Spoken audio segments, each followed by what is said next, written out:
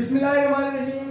आज जो हमारा टॉपिक है दैट इज मसल्स, और आज हम जस्ट इंट्रोडक्शन टू मसल्स पढ़ेंगे। जनरल सा लेक्चर है लेकिन मसल्स और टाइप्स ऑफ मसल्स। तो हम कहेंगे ये मसल्स ऐसे सेल्स हैं which are specialised for movements. असल में क्या होता है कि जब शुरू में आपको एक बात पता है कि शुरू में सारे सेल्स एक जैसे होते हैं, ये एक जाइगोट है और उससे फिर बहुत सारे सेल्स बनते हैं, फिर उससे बहुत सारे सेल्स बनते हैं, फिर एक मुख्तलिफ, और एट द एंड जब सेल्स का एक बहुत बड़ा मैस बन जाता है तो फिर एक प्रोसेस स्टार्ट होता है जिसको डिफरेंशिएशन कहते हैं।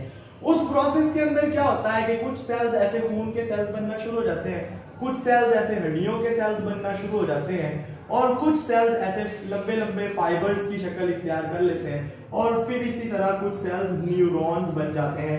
हमने आज जो बात करनी है वो ये सेल्स हैं which are specialised for movement. They are contractiles. ये ऐसे सेल्स हैं जो सिकुड़ते हैं जिसकी वजह से हड्डियां मूव करती हैं, हमारी बॉडी मूव करती है। तो असल में ये मस्कुलोस्केलेटल सिस्टम है, सिर्फ स्केलेटल सिस्टम नहीं होता, और उसमें मसल्स का भी एक बहुत बड़ा रोल होता है। सो मसल्स के आप ये याद रखें कि मसल्स की होती हैं 3 टाइप्स, और जो तीनों टाइप्स हैं बड़ी इंटरेस्टिंग हैं, और हमने तीनों के बारे में आज थोड़ा थोड़ा पढ़ना है। सही है जी। तो सबसे पहले जो मसल्स होते हैं they are the smooth muscles, यानी ये सिंपल सबसे प्रिमिटिव टाइप के सबसे पुरानी तरह के मसल्स हैं। और मैं आपको कुछ पॉइंट्स बताऊंगा, फिर वो तीनों में लिखते जाएंगे, और ये एक टेबल सा है जिसमें हमने इसमें 3 कॉलम बनाए हैं, और एक में हमने स्मूथ मसल्स लिख दिया है, दूसरे में मैं लिख देता हूं कि कार्डियक मसल्स या स्केलेटल मसल्स जरा, ठीक है, और तीसरे में मैं लिख देता हूं that is the cardiac muscles.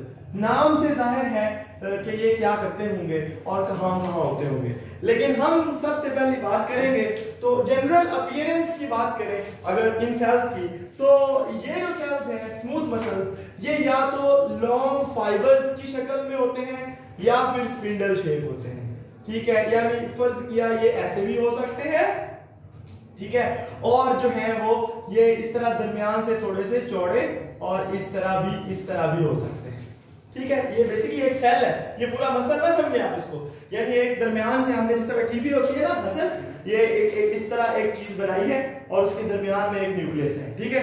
ये बेसिकली मसल जो ये वाले सेल्स हैं इनकी शेप हो सकती है स्मूथ मसल्स की।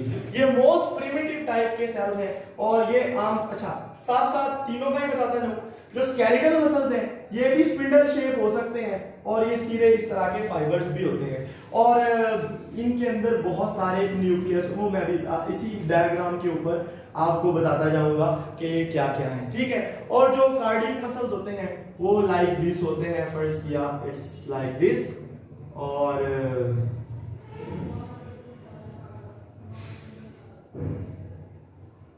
इस तरह ब्रांच्ड मसल होते हैं, ठीक है। तो अब हम बात करें तो जनरल अपीयरेंस में मैं आपको 4 पॉइंट्स बताता हूं। पहली तो इनकी शेप हो गई, ठीक है, शेप पे मैंने बताया वो फाइबर्स हैं, वो branched cardiac muscle branched fibres हैं, ये जो स्केलेटल मसल्स हैं ये सिंपल फाइबर्स हैं, और स्पिंडल्स भी हो सकती हैं, और स्मूथ मसल्स भी सिंपल फाइबर्स और स्मूथ जो स्पिंडल्स हो सकते हैं। दूसरे नंबर पे हमने बात करनी है शेप के बाद दैट इज द साइज की हम बात कर लेते हैं, ठीक है जी। अच्छा, शेप के साइज के अंदर हम एक और बात, चलिए साइज पहले पढ़ लेते हैं फिर बाद में दूसरी चीजें लगा, या पहले अपीयरेंस के अंदर शेप के साथ न्यूक्लियस बात कर लेते हैं। तो ये जो है ये यूनिन्यूक्लिएट होते हैं, यानी इनके अंदर एक ही न्यूक्लियस होता है और एक से ज्यादा न्यूक्लियस नहीं होते। ये मल्टी न्यूक्लिएट, जो स्केलेटल मसल्स हैं वो मल्टी न्यूक्लिएट होते हैं, यानी उसमें बहुत सारे न्यूक्लियाई हैं, और वो उस फाइबर यानी एक लंबा धागा है, एक मसल एक लंबा धागा है, और उसके यहाँ बिल्कुल उसकी ऊपर की दीवार के साथ अटैच हुए बहुत सारे न्यूक्लियाई होते हैं, ये मल्टी न्यूक्लिएट होते हैं। कार्डियक मसल ब्रांच भी हैं और मल्टी न्यूक्लिएट भी हैं, सही है। तो ये भी आपको लग गया पता कि जी ये बेसिकली क्या है, सही है। तो ये क्या है, कार्डियक मसल्स क्या है हसन, कार्डियक मसल्स क्या है, ब्रांच एंड मल्टी न्यूक्लिएट, उनमें बहुत सारे न्यूक्लियाई होते हैं, ठीक है जी। और अब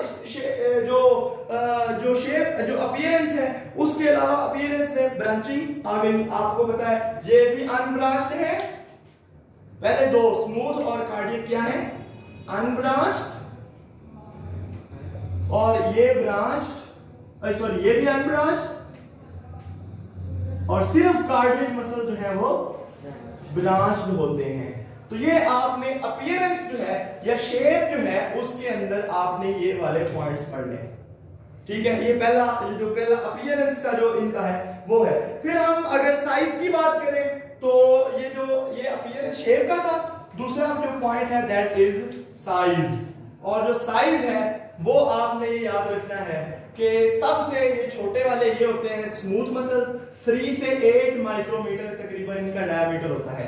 और जो स्केलेटल मसल्स होते हैं ये साइज में थोड़े से बड़े होते हैं, नहीं सबसे बड़े होते हैं, और इनका डायमीटर तकरीबन 10 से लेकर 100 माइक्रोमीटर तक होता है, सही है, 20 से बल्कि 100 तक। और इसका है 10 से लेकर, जो कार्डियक मसल्स है 10 से लेकर 20 माइक्रोमीटर तक इनका साइज होता है। और ये जो है जी ये है। उसके बाद अगर हम बात करें तो जो अपीयरेंस पे एक और पॉइंट आपको मैं बताना भूल गया, वो ये है कि जो स्मूथ मसल्स होते हैं ना ये इस तरह ही होते हैं, जो स्केलेटल मसल्स होते हैं इस पे ऐसे ऐसे धारियां बनी होती हैं। असल में ये क्या होता है, एक डार्क बैंड होता है, एक लाइट बैंड होता है। ये क्या चीजें हैं इनके बारे में हम डिस्कस करेंगे। तो इनको हम बेसिकली कहते हैं स्ट्राइएशंस। क्या कहते हैं, मसल ये एक मसल है तो इसके ऊपर यहाँ धारियां बनी होगी 1 2 3 फासले से।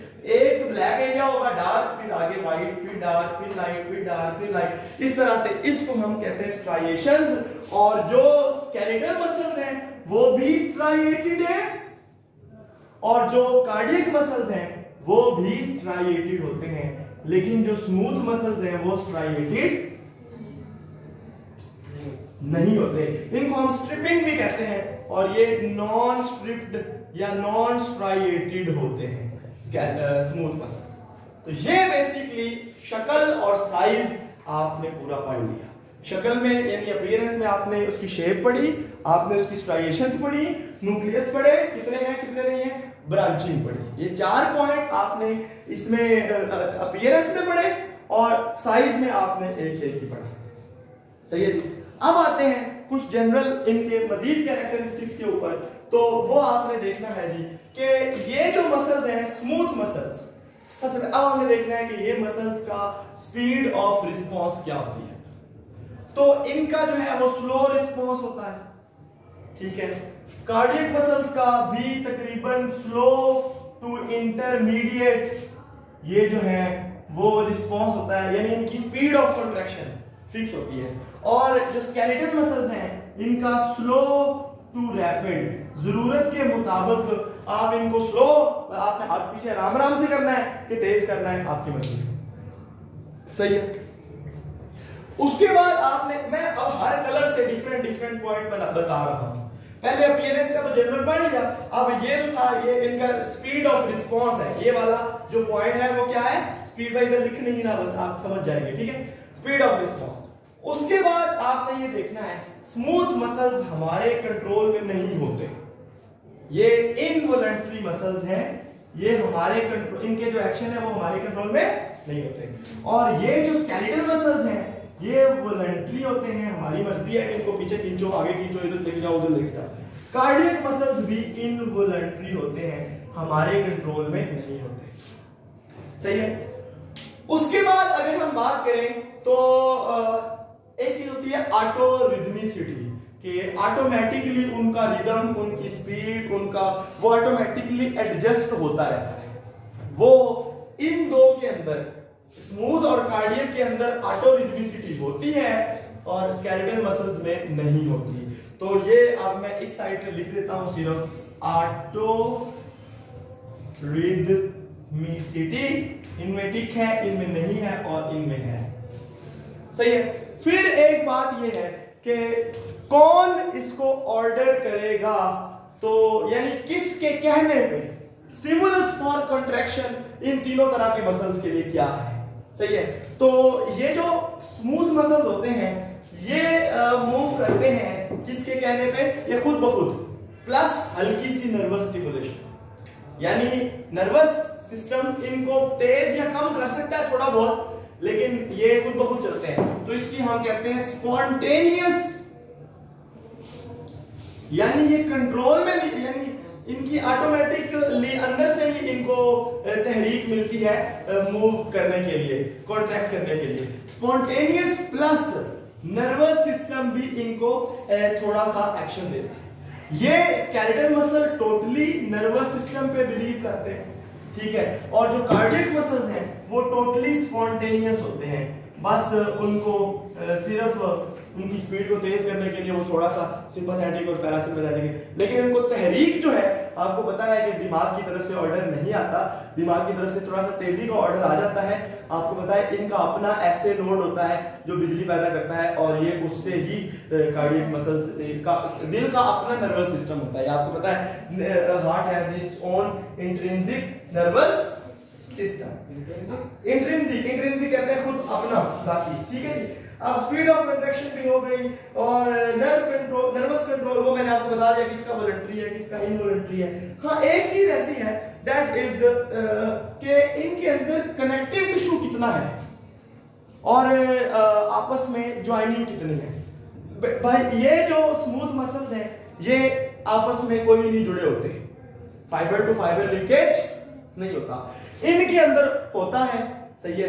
और जो इनके अंदर होता है इस सेंस में दरमियान में छोटे छोटे एरिया होते खाली, ठीक है, इनके अंदर भी नहीं होता, और इनके अंदर इंटरकनेक्टेड डिस्कें होती हैं। ये हम जब कार्डियक मसल की स्ट्रक्चर पढ़ेंगे तब हम बताएंगे वो इस तरह, यहाँ से एक फाइबर खत्म हो रहा है दूसरा शुरू हो रहा है, ये मैं रेड बना रहा हूँ, ये देखें यहाँ से एक सेल शुरू हो रहा है दूसरा सेल खत्म हो रहा है, तो इस जगह को इंटरकनेक्टेड डिस्क कहते हैं, ये उसको आपस में जोड़ते हैं।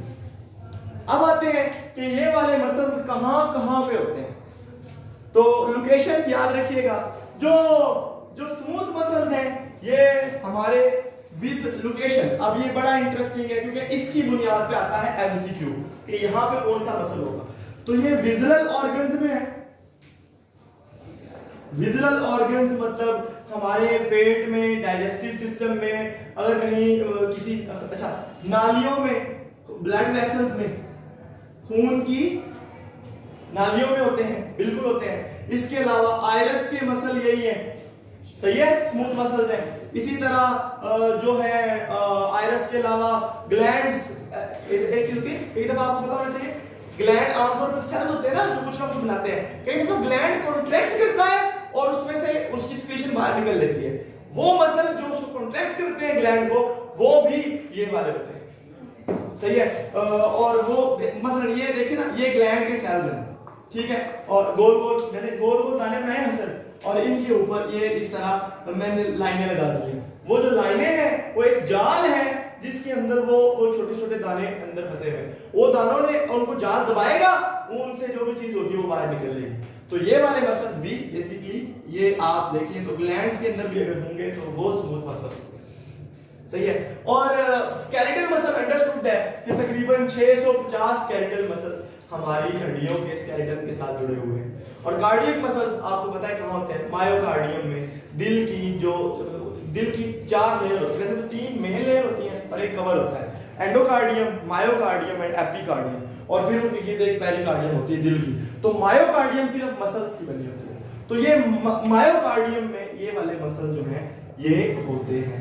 और एक आखिरी बात ये है कि मसल, वो branch of biology which deals with the study of muscles is called myologos, यानी मायोलॉजी। ये है जी 3 तरह के मसल्स, किताब में आपने इसको पढ़ना है, इनके अंदर जो डिफरेंसेस है वो रीड करने को सवाल है तो प्लीज पूछ।